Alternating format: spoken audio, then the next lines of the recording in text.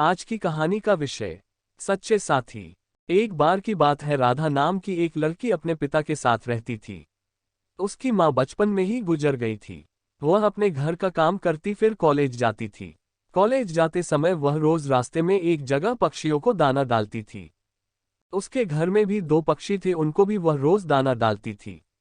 एक दिन उसको पक्षियों को दाना डालते जमींदार के बेटे ने देख लिया।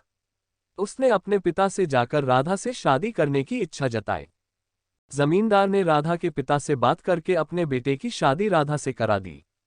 राधा अपने साथ घर के पिंजरे के दो पक्षी भी लेकर ससुराल आ गई। वह उन पक्षियों को रोज दाना डालती थी। राधा की सास को ये बिल्कुल भी पसंद नहीं था। वह उन पक्षियों को परेशान करती थी। वह उनका दाना पानी जमीन में फेंक देती थी। एक दिन राधा की सास ने पक्षियों का पिंजरा ही जमीन पर फेंक दिया। उसे यह करते हुए राधा ने देख लिया। राधा ने मना किया तो उसकी सास ने राधा को ही डांट दिया।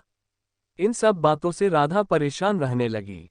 एक दिन राधा के पति ने परेशानी का कारण पूछा तो उसने सारी बात बता दी। उसके पति ने राधा को पक्षियों की भलाई के लिए उनको पार्क में छोड़ने की सलाह दी। अपने पति के कहने पर राधा ने उन दोनों पक्षियों को बाकी के पक्षियों के साथ पार्क में ही छोड़ दिया। वह उनको कभी कभी दाना देने पार्क में जाती थी। अब सभी पार्क के पक्षी राधा के अच्छे मित्र बन गए थे। पक्षी अब राधा के घर पर भी आने लगे। राधा की सास को जब ये पता लगा तो वह गुस्सा हुई।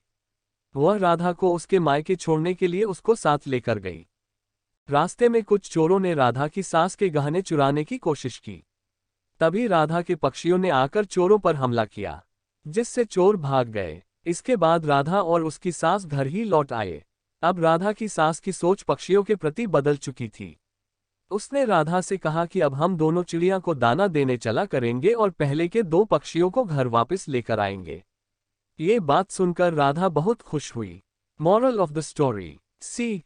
इस कहानी से हमें ये सीख मिलती है कि हमें जानवरों से अच्छा व्यवहार करना चाहिए। आपको यह कहानी कैसी लगी हमें कमेंट बॉक्स में बताएं और ऐसी मजेदार कहानियां सुनने के लिए हमारे चैनल कहानियों की दुनिया को सब्सक्राइब करें। धन्यवाद।